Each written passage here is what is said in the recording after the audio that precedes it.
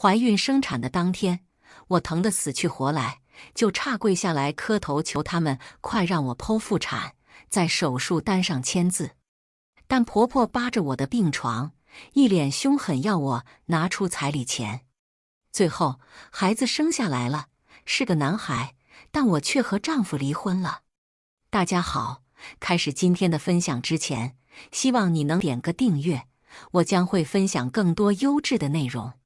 妈，我求求你了，我真的好痛，就让医生给我剖了吧。我挺着圆滚滚的大肚子，一只手艰难地撑着病床，想要坐起来，剧烈的宫缩让我额头流出冷汗。哎呦，医生不是说了吗？你这个条件很好的，明明可以顺产。再说了，剖腹产对俺孙子不好的。婆婆坐在病床旁，守着呼叫器，一脸防备地看着我，防止我出去找医生。就是现在，就算是顺产，俺们家里面也没什么钱了。公公一同附和。我以为是开玩笑，毕竟10月怀胎，再怎么样也不会连生产的钱都没有。我看了一眼公公，谁知他也立刻转过头，嘴里叼着一根烟，在病房里吞云吐雾。就在这时，病房的门打开了，我眼睛一亮，以为是医生，但来人是苏振轩，我的丈夫。我像是抓住了救命稻草，艰难地伸出手想要扯住他的手。振轩，我现在好疼，想要剖腹产。苏振轩为难地看了我一眼，刚要开口，一旁的婆婆就一把冲上来，像个护小鸡仔的老母鸡一样，恶狠狠地瞪着我。剖腹产，剖腹产，你不知道剖腹产要钱的呀？你们这些城里的女人就是矫情，俺们那个时候生孩子就跟拉屎一样，哪里还像你们现在这样去什么医院？说着，婆婆颇为嫌弃地打量了一眼病房，要俺说，俺看俺们村里那个小卫生所就不错，来什么大医院？我有些震惊地看着他们，毕竟在我嫁给苏振轩之前，婆婆和公公对我一直是慈爱的模样，和眼前这个精明狡诈的婆婆一点也挨不上点。振轩，你快点帮我去喊医生过来好不好？我可怜兮兮地看着苏振轩，但我的丈夫却转过头，声音冷硬：妈说的对，剖腹产不仅要钱，而且对孩子不好，为了孩子，你就忍忍吧。听见这句话，我几乎都快要气笑了。为了孩子，为了孩子，难道孕妇就不是人了吗？医生，医生，我忍着剧痛，额头冒着冷汗，朝着医院大门大喊。婆婆一惊，居然下意识地想要捂住我的嘴。要死！振轩，你还愣着干什么？还不快把你婆娘的嘴捂住！正说着，婆婆、公公，甚至是我的丈夫也齐刷刷地朝我走来，那眼神阴冷狠辣。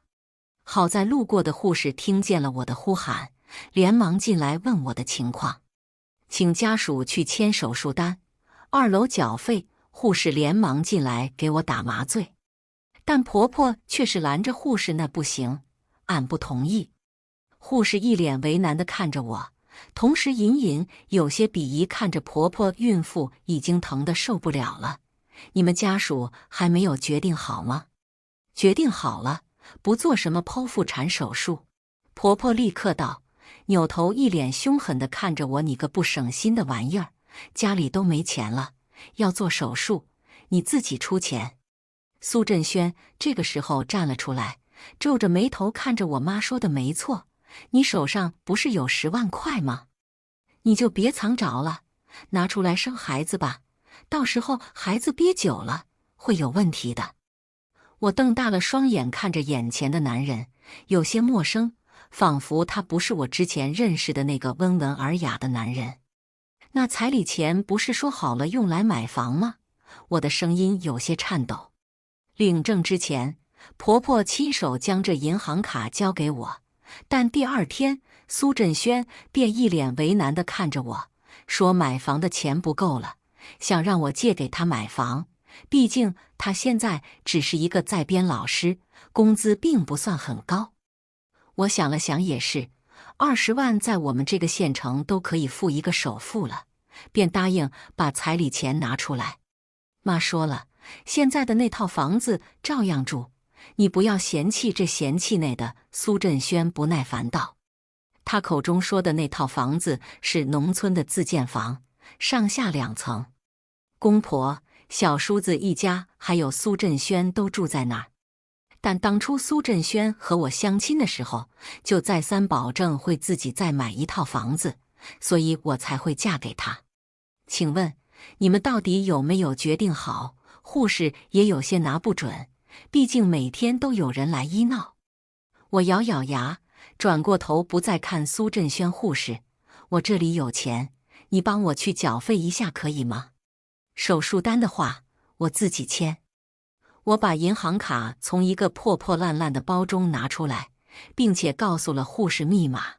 婆婆的视线紧紧盯着护士手中的银行卡，刚想冲过来，我冷冷开口，手中拿着手机。你们要是再过来，我就报警了。手机是我趁着刚才争吵的时候偷偷拿到手的，这样婆婆和苏振轩才止住脚步。在护士推着病床送我去手术室的时候，婆婆和苏振轩还是不停地在骂我，什么白眼狼、不下蛋的老母鸡、黄脸婆、没人要的老女人、捞女。但我唯一庆幸的是，在匆匆忙忙来医院的时候，下意识地将那张银行卡带上，想着若是出了什么意外，苏振轩手中没有那么多钱救我的话，这10万也可以救命。现在想一想，还真是，可不就是救了我的命吗？6个小时后，我生下了一个男孩。刚出手术室，婆婆就围上来，不过不是关心我的情况，而是逮着护士问我的银行卡和孩子。医生，俺媳妇生下来的是男孩还是女孩？婆婆看着小婴儿是用粉色布包着的，以为是个女孩。你媳妇生下的是个男孩。医生的话音刚落，婆婆和公公就团团围上来，就连一旁说自己不重男轻女的苏振轩也立刻从椅子上站起来。振轩，你看，真是个带把的，和你一样。婆婆直接扒开小婴儿的襁褓，伸手就要逗弄儿子。看看，俺们村里就俺孙子的最大。婆婆一脸骄傲。还是医生看不下去，阻止了婆婆的动作。等我醒来的时候，就看见病床旁围着婆婆、公公和苏振轩，他们都在低头看着儿子。你身体好多了，等出了院回去好好养养。护士照常来帮我处理伤口。我虚弱地笑了笑，感激地看着他，谢谢。这几天要不是几个护士轮流照顾我，还帮我打饭，恐怕我现在早就饿死了。因为银行卡的事情，婆婆恨死我了，丈夫也和婆婆暗中站成一对。至于公公，在听见自己的宝贝孙子出生后，便到村子上照常酗酒打牌。我现在还能住在医院，完全是我拿那10万块自己付的钱。不过花钱如流水，1个星期的时间就花了2万，剩下的钱不知道还能不能养活一个孩子。你什么时候出院？孩子也生完了，总不能一直待在医院里吧？苏振轩有些不高兴。婆婆这个时候也凑过来，就是医院都是骗钱的地方，你回家了，俺亲自照顾你。我翻了个白眼，不理会他们，直接盖上被子睡大觉。这么狠心的一家人，我才不敢回那个村子。恐怕只要我答应下来，就落到他们手里了。反正现在在医院，他们也不可能把我怎么样。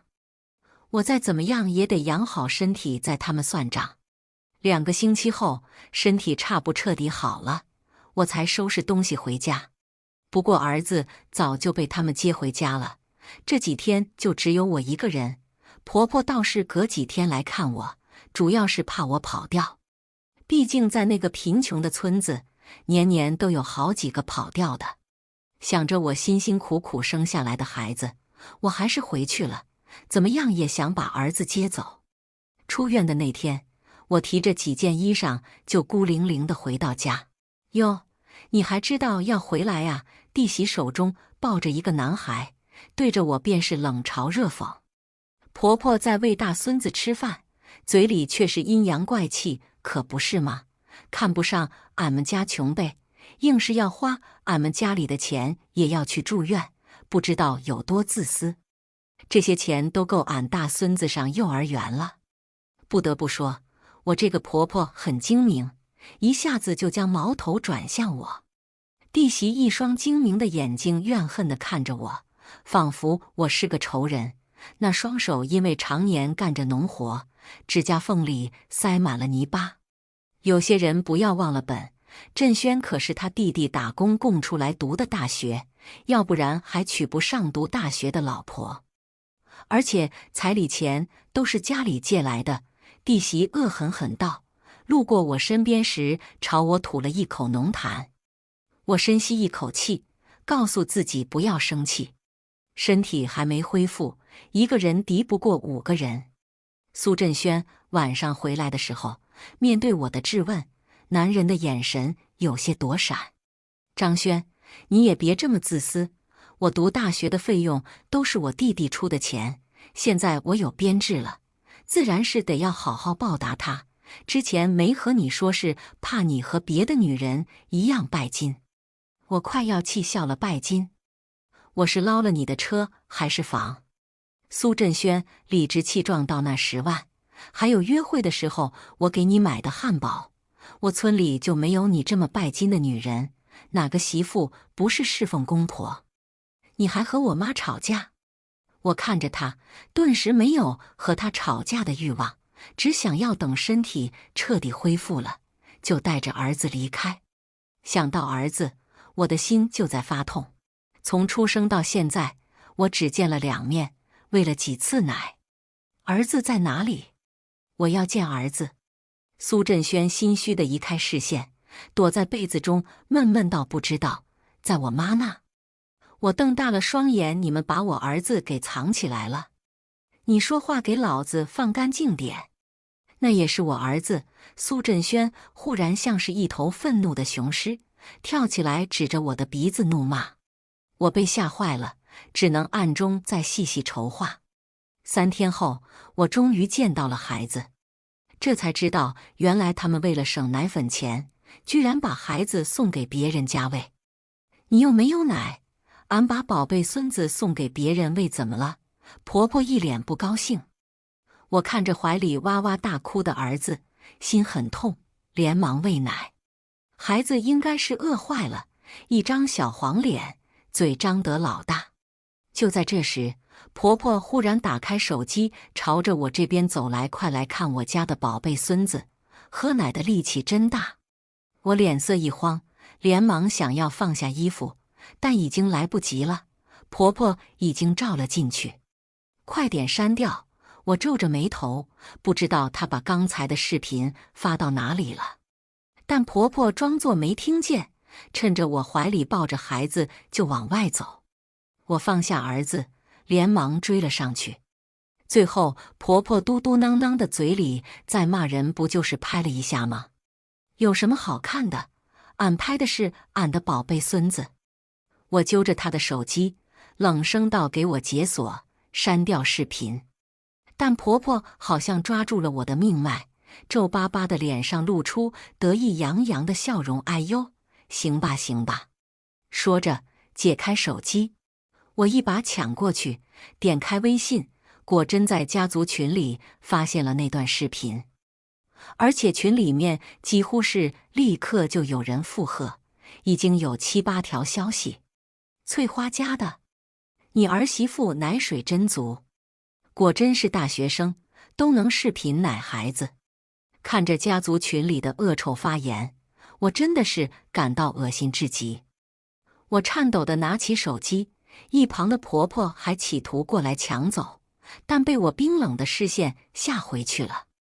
我看了一下群主，是大伯，我连忙联系他，请求他解散家族群。但谁知大伯竟然回了一个不可以，还把我低三下四请求他的聊天记录发到群里面。轩轩，都是一家人，何必分得这么清楚？再说了，乡下哪个不是媳妇不是这样喂奶的？就你的珍贵！我不可置信地看着手机里的消息，气得全身颤抖。一旁的婆婆看见了，脸上的神情立刻换成得意洋洋。俺就说了吧，乡下女人都这样，就你矫情。你现在嫁进了苏家，就是乡下人，别把你大学里的规矩带过来。我颤抖着握着手机，咬牙噼里啪啦打下一段子。大伯这么喜欢看，你平常应该看了不少吧？上一回我就看见大伯花了300块钱去叫小姐，顺手我艾特了大妈，然后我一条条看下去，只要是有恶臭言论的，我一律没有给好脸色。特别是群里面有几个男的，喝了酒就不知道自己是谁，飘了。哦，对了，还有二伯，你儿媳会跑，就是因为有你这样的长辈，人家不跑才怪。我连着对了好几个人，一个都没有放过。群里面顿时炸了锅，全部都在疯狂地骂我，顺带辱骂。我不死心，想要试探一下苏振轩对我的态度，于是我在家族群里面艾特了苏振轩。谁知男人竟然反过来说我：各位长辈，我代替轩轩和您道歉，是我没有管教好我的妻子。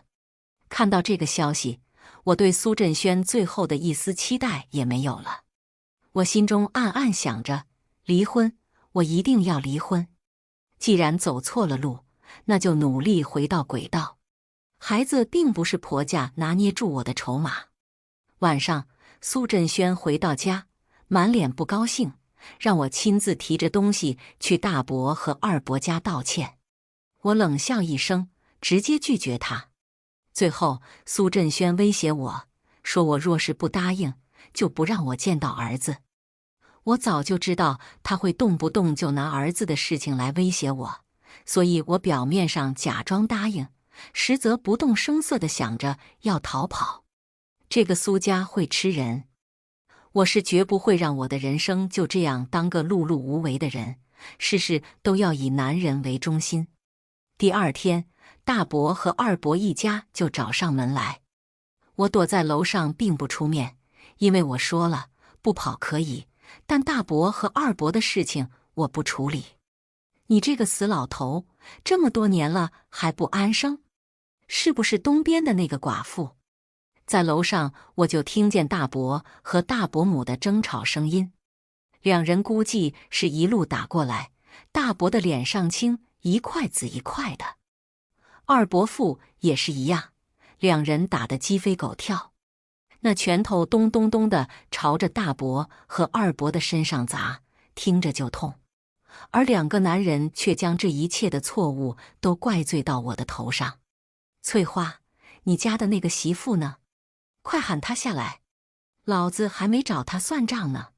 我撇撇嘴，安心的喂儿子喝奶，但不知道是不是基因的问题，看着怀里和我异常相像的儿子，我心里越发坚定了要带走儿子的心。到了晚上，我暗暗观察着苏振轩和婆婆，特意抱着孩子坐在客厅，装作逗弄孩子，实则暗戳戳地盯着浴室门口。因为我知道苏振轩就是个妈宝男。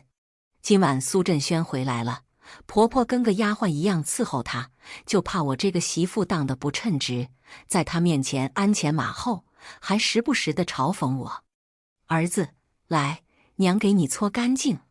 没有听错，自从嫁过来，我才知道，原来两人还互相搓背。我第一次看见的时候，着实是恶心吐了，还一度怀疑是不是我自己的问题。浴室的门打开着，两人肆无忌惮，就连一旁的弟媳都一脸正常。我拿起手机，朝着浴室录像，刚好将两人搓澡的视频拍下来。随后，我转手就发到家族群。不一会儿，家族群里面就炸锅了，比我之前还热闹些。毕竟视频里面可是清清楚楚拍到两个人的脸还是上半身，简直就是丢死人。翠花媳妇，你这是干什么？还不快撤回去！你们不是说没关系的吗？而且他们两母子的关系多好，还在一起洗澡呢。我翻了个白眼，下面不知道又在发了什么，全是在骂我的，手机嗡嗡的震个不停。我懒得看，只见抱着儿子看戏。不一会儿，两人从浴室出来，苏振轩是第一个发现的。妈，男人的声音有些颤抖，下意识的反应居然是先喊妈。看到这个，我脸上露出一丝嘲讽。婆婆立刻捧着手机看着群里面的消息，顿时气得涨红了脸，拿起扫帚就要打我。你这个扫把星！我冷笑一声，你要是敢打我，明天这视频我就会发到网上，让网上的人好好看看你们母子是怎么丢人的。果真，苏振轩最在意的就是脸面，而且他还是镇子上的教师编，村子本来就小，这个视频若是传出去了，他就别想在这当老师了。妈，你别动他！苏振轩一脸防备地看着我，将自己的母亲拦在身后，仿佛我要对他母亲做什么，但现实却是明明是婆婆手中拿着扫把要过来打我，嘴里还骂骂咧咧的，说着世界上对我最歹毒的话。那天的闹剧是以大伯解散家族群结束，因为生了儿子，婆家还特意办了酒席，请了些亲戚过来吃饭。我对这个不感兴趣，所以在屋子里面喂儿子喝奶。就在这时，大门忽然被打开，有了上次的经验，我立刻放下衣服。你们进来干嘛？我不是说了我在喂孩子喝奶吗？我一脸不高兴地看着苏振轩，但男人喝了酒，明显上头了，铜红着一张脸摇摇晃晃道他们就是来看一下儿子，我生了儿子，有后了。我看着男人，眼中泛着冰冷。你就是振轩的媳妇吧？长得真亮，果真是大学生。一个年纪很大的大妈咧着一口大白牙走过来，俺来看看孩子。哟，这孩子真胖，长得真俊。说着，竟然直接上手，那咬牙切齿的模样，不知道的还以为我是他的什么仇人。你有毛病吧？我疼得跳起来，拍开大妈的手。大妈摸了摸自己的手，一脸不高兴，撇撇嘴，哎呦，你干嘛打人？但脸上却是露出隐隐的得意。我心中立刻涌现出一股怒火，抬起手朝着女人的瘪瘪的心口用力抓去。哎呦，你干嘛？抓得俺疼死了！女人立刻换了一张脸，凶狠地看着我，那双浑浊的眼睛露出一丝精明。我冷笑一声，原来你还知道痛啊！你抓我的时候我就不痛，你现在就给我滚，全都滚出去！我尖叫着，把房间里能砸的一切东西全都往他们的脸上砸。我不敢保证，如果还让他们继续待在这里，我会多么崩溃。好好好，轩轩，你冷静一点，我们现在就出去。苏振轩顿时清醒了不少，连忙后退，说着拉着还想吵架的婆婆和那个大妈出去。出去的时候，婆婆和那个大妈砸得鼻青脸肿的，狼狈不少。看着他们狼狈的样子，我心情好了不少。哦，对了，还有那个软蛋丈夫，我现在看见他就头疼。年近30，也不过是个乡村的在编老师，一个月仅有3000来块钱，现在还带着一大家子全都住在农村的自建房里面。倒不是我嫌弃，只是除了和公公婆婆住在一起外，还得和小叔子他们一家住在一起。父母难免会有一碗水端平的时候，苏振轩和小叔子是亲兄弟，闹了矛盾也就是出去多清静，只留下我和弟媳争吵。想到这，我就忍不住冷笑一声。前天弟媳就当着我的面提出要把彩礼的钱拿出来给小叔子买车，可这明明是苏振轩欺骗我在先，然后又逼迫我把这钱拿出来，见我不拿出来，便趁着我怀孕强迫我顺产，现如今又和家里人弄了张借条，说是这钱全都是借的，要让我还回去，真是卑鄙又无耻。晚上吃饭的时候，我正好端端地吃着饭，苏振轩忽然轻咳一声，随后便装模作样地低着头吃饭。我停下筷子，冷眼看着他们，只见我那好婆婆朝着弟媳使了个眼色，心中冷笑一声，看来他们是等不及了，这彩礼钱是一下都不能落在我手上。我将他们的眉眼官司看在眼里，果不其然，弟媳开口道：“嫂子，你那10万块钱什么时候还给我们呢？我和胡子还想今年再生个娃呢。再说了，没钱怎么生娃娃？妈，你说对吧？”婆婆立刻附和道：“就是啊，张轩，你这个做嫂子的可要带头做个好榜样。俺们知道你身上有钱，有钱就还给俺们算了。”我面不改色地吃着我的饭，毕竟再怎么吵架，总不能气坏了自己的身体。生孩子要什么钱？我之前生孩子的时候，妈不是亲口说生孩子就跟拉屎一样拉出来。婆婆脸色顿时变得难看，显然她自己也记得当初在产房说了那样没良心的话。弟媳脸色很不好，朝自己的丈夫捅了捅胳膊，随后阴阳怪气道：“可俺们的牛牛现在要上幼儿园，你这个做姑姑的总不能眼睁睁地看着小侄子连学费都没有吧？”呵呵，道德绑架，他没有学费，你们这些做父母的就去赚钱啊，盯着我的彩礼做什么？我还没听过小叔子连自己儿子的学费都交不起，还要盯上自己婶婶的彩礼钱。我不痛不痒地反驳回去。看着装作死人一样的丈夫，我冷笑一声：“振轩，你怎么不说话？你不是老师吗？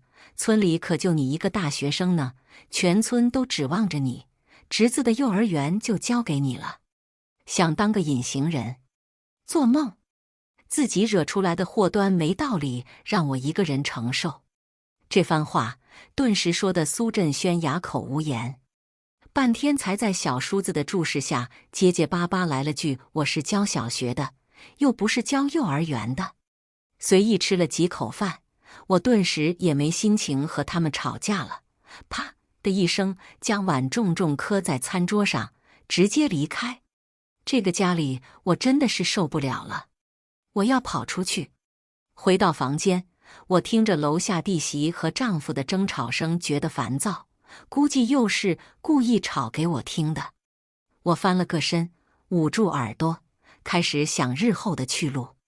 离婚是一定了的，只是这笔账还得算一下。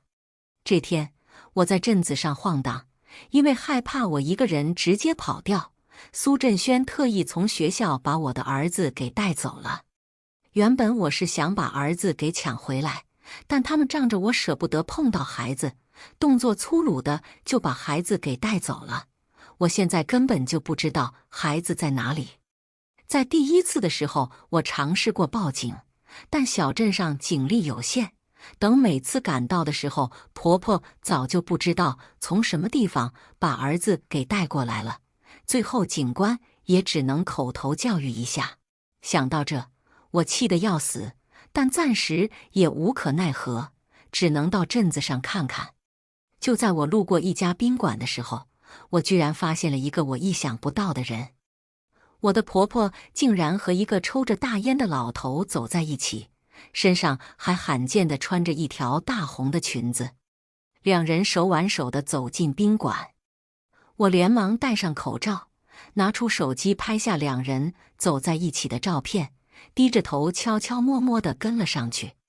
小镇子上的宾馆不怎么正规，随意看了眼身份证就给他们开了一间房，临走的时候，两人还在前台买了一盒雨伞上去。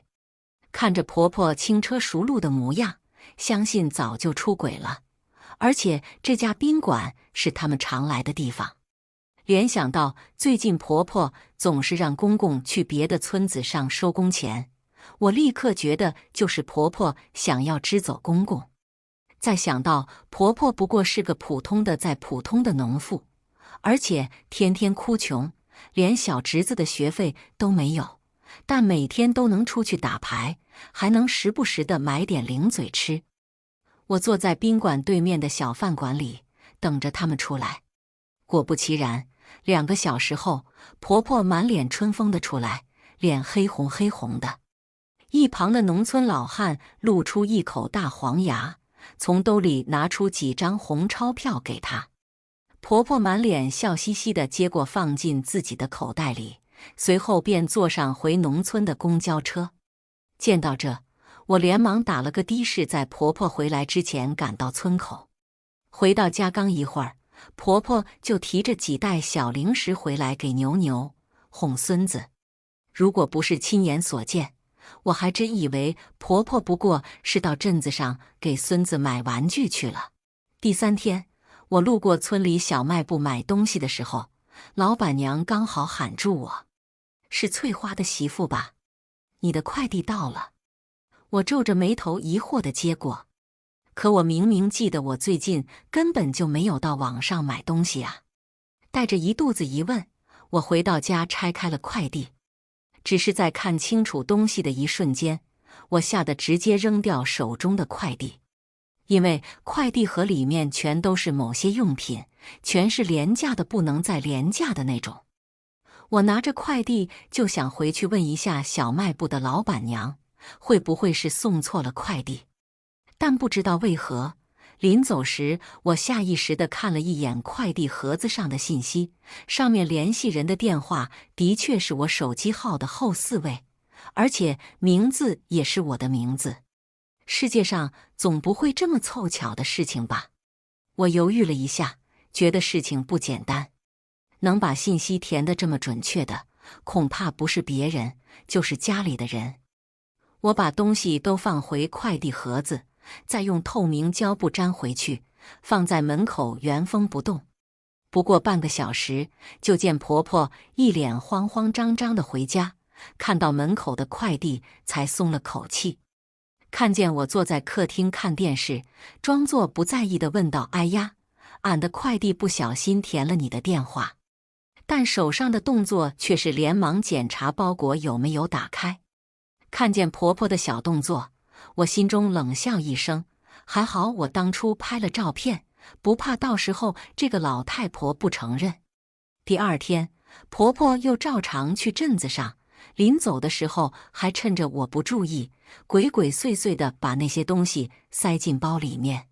婆婆前脚出门，我后脚就换了一套不常穿的衣裳跟了上去。临走时还特意打了个电话给公公，说家里出事了，让他赶紧回来一趟。挂断电话后，我亲眼看着婆婆和上次不一样的农村老汉进了同一家宾馆，还指了一下包厢，是在示意着什么。我目瞪口呆，还能这样操作，真是震碎了我的3观。他们进了宾馆差不多半个小时，我又打了个电话给公公，催他赶紧过来。10几分钟后，公公一脸不耐烦地看着我，到底有什么事情，叫俺过来。我心中冷笑一声，虽然也很讨厌这个公公，但我还是很乐意看热闹。爸，你看看这是什么？我上一次看见的，不确定，所以这一回想让你过来亲自看看，是不是我认错人了？说着，我把录下来的视频给公公看。视频看到婆婆牵着农村老汉的手进了宾馆，公公就气得倒了下去。这个骚货，老子要打死他！还睡2个不同的人，当老子死了！公公从地上踉跄着爬起来，拿起转头就要冲进宾馆。我拿出手机给婆婆打了个电话，那边过了好一会儿才接。许是我打断了婆婆的好事，电话那边的语气很不好。爸刚才回来了，说是要到镇子上找你。说完这句话，我也不管电话那头骂我什么，利落地挂断电话。宾馆不可能告诉公公房间号，但老人家情绪激动，拿着转头在大厅大骂，喊着婆婆的名字：“王翠花，你给老子他妈的滚出来！”不一会儿，就看见婆婆和一个脸色不好的农村老汉一起从楼梯出来。宾馆本来就不大，两人刚好撞见。公公看见婆婆牵着一名农村老汉的手，气得顿时全身发抖，拿起手中的砖头就朝着两人头上砸过去：“老子砸死你们这对贱人！”在看见自己丈夫的那一刻，婆婆吓得顿时脸色苍白，一动不动地呆在那儿，显然不知道为什么自己的丈夫会出现在自己私会的宾馆里面。啊！要杀人啦！老子揍死你！竟敢给老子戴绿帽子！宾馆里面乱成一团，三个人扭打在一起，公公和婆婆两人像两只大公鸡一样斗得飞起来。最后，宾馆里面传来人们的惊呼声：“快打120！”看着宾馆里鸡飞狗跳的样子，我看都懒得看一眼。见他们互相斗殴的模样，我转身就离开。临走时打了个电话给苏振轩和小叔子，几个人都很震惊，不停地在电话里问出了什么事情。儿子，我放在学校，你快来把儿子接走，我去医院看望一下我妈。对了，记得把银行卡带上。苏振轩匆匆忙忙地叮嘱我，临到这个时候还不忘算计我的彩礼钱，真是个奇葩抠搜男人。我连忙打了个的士赶到学校，好在学校的保安暂时帮我照顾着。我接到孩子的第一时间就连忙赶回家，把1个星期前就准备好的行李箱和火车票一块带走。走的时候，电话还在不停地震动，仿佛是一道催命符。苏振轩在电话那头质问：“你怎么还没到？妈和爸现在伤得特别严重。”我心中冷笑一声，但表面上还是在安慰他。我刚才去了学校接了一下儿子，现在在去医院的路上，马上就赶到。我随便敷衍了一下便挂断电话。最后离开这个村子的时候，坐在村头的几个大妈一脸防备地看着我，交头接耳，同时拿出手机开始打电话。我心中冷笑，知道他们这是在通风报信给公公和婆婆。因为这个村子实在是太穷了，还有的人是被骗过来的，所以经常跑媳妇。这里的人为了防止跑掉，会互相通风报信。但那又怎样？今天的这一切都是我早就计划好的，即使知道了，现在一时半会儿也赶不回来。我有足够充分的时间。坐上的士，我让司机开快一点。我订的是下午6点的火车。在火车铃声响起的那一刻，我带着儿子过了安检。依稀间，我好像听见了男人熟悉的呼喊声：“轩轩！”我回头看去，只见一个男人的身影站在安检出口，不停地朝着我挥手。我看不清那个人是谁，也不想知道，转过身坚定地朝着前面走去。5分钟后，火车慢慢悠悠地出发，然后速度越来越快。我抱着儿子，热泪盈眶地看着窗外呼啸而过的铁轨。儿子在襁褓里安安静静地睡着了，我轻声哼着摇篮曲。一切又是一个新的开始。以上就是今天分享的故事，希望能点个订阅，我将会分享更多优质的内容。